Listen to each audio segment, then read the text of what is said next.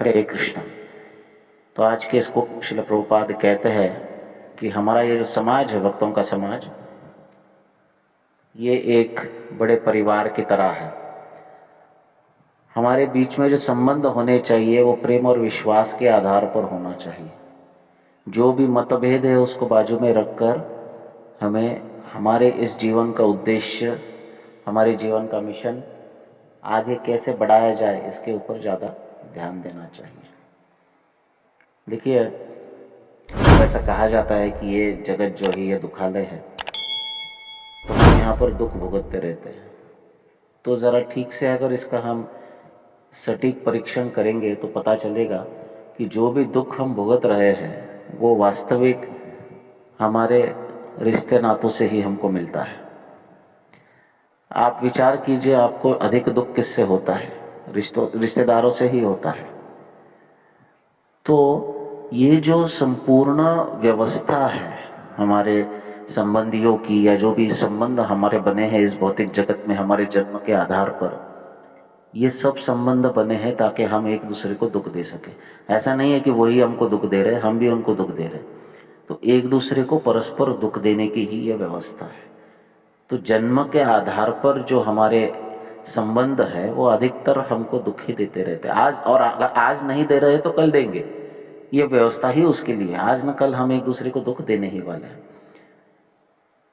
तो हम हमारे रिश्ते संबंध चुन नहीं सकते हैं जब हम जन्म लेते हैं तो, परंतु जब हम भक्ति में आते हैं और प्रभुपाद जी के इस बड़े और बृहद परिवार का हिस्सा बनते हैं तो यहाँ पर हम हमारे संबंध भी चुन सकते हैं।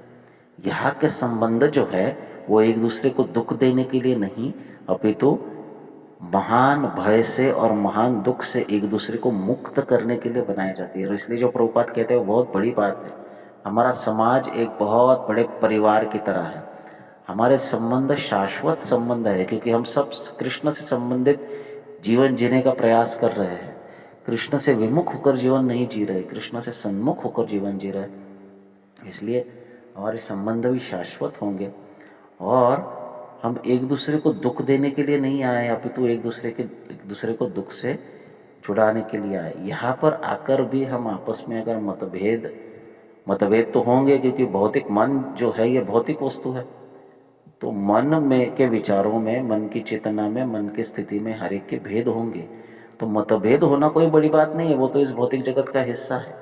लेकिन इन मतभेदों को हम कैसे आगे ले जाते हैं और इन मतभेदों का उपयोग भगवान की सेवा में किस प्रकार से करते हैं, ये एक बुद्धिमानी की बात है।